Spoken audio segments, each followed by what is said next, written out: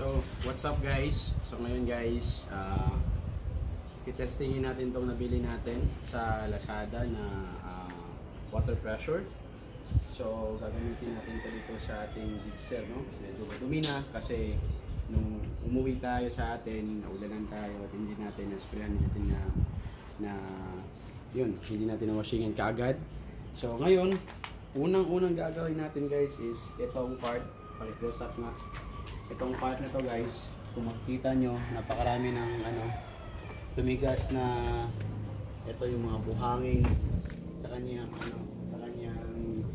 sa engine, malapit sa engine niya. So, bago natin i-car wash na itong natin, yung hot body natin ito dito malapit sa kadena niya kasi ito talaga yung pinaka crucial na dapat malinis lalo na pag bumabiyahe tayo sa malayo. So, set na natin guys at let's begin dito. So guys,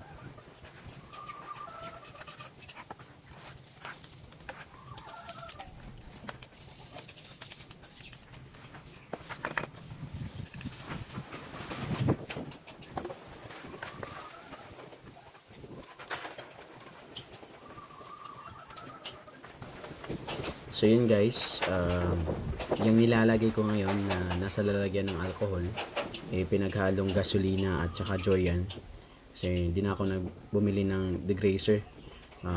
Nag DIY na lang tayo kasi mas mapapamurat yung gasto natin pag bumili tayo ng yung gasolina at saka Joy lang. After natin nilagyan at binrashan, syempre gagamitan natin ng power spray para talagang mawawala or matatanggal talaga yung pumilit naman noon yung dumikit na mga grasa sa kadena guys. Tsaka yun, gamit itong water pressure na nabili natin sa Lazada.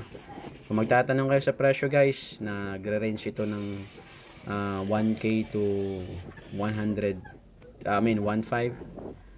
May ilang store sa Lazada o sa Shopee na nagbebenta nito na less than 1,000. Pero pag bumili kayo guys sa mga ganyang platforms guys, I highly suggest na talagang tingnan nyo muna yung mga reviews kung talagang legit ba talaga, para hindi kayo magsisi, kasi alam naman natin ngayon. So yan guys, yan na yung finished product natin. Hindi ko lang na videohan yung yung before nito, kasi late na natin na realize na yan nga, vloggeries na pala tayo. So ito lang yung mapapakita ko sa inyo, na ibalik na rin natin yung takip nya. At saka ito, malinis na siya. Yung dati kasi guys, talagang hindi mo siya mapapansin na talagang silver pala yung kulay niya, kasi sa dami ng putik at saka grasa na galing sa kadena. So ngayon, ito na nga, medyo malinis na. At saka guys, pa-follow and pa-like na rin ng page natin guys, para ma-notify kayo sa mga upcoming videos na gagawin natin. So tuloy-tuloy na natin to guys. Papakita ko sa inyo guys yung ano yung mga gagawin natin, ano yung mga ganap natin sa life. May investment pala ako guys na palayan, yung kaka-upload ko lang kanina. So subaybayan nyo yun guys, kasi mag-share ako ng mga tips, mga ideas guys, kung paano tayo mag-invest. Yun lang. God bless you guys. Thank you for watching and see you sa next video. Bye!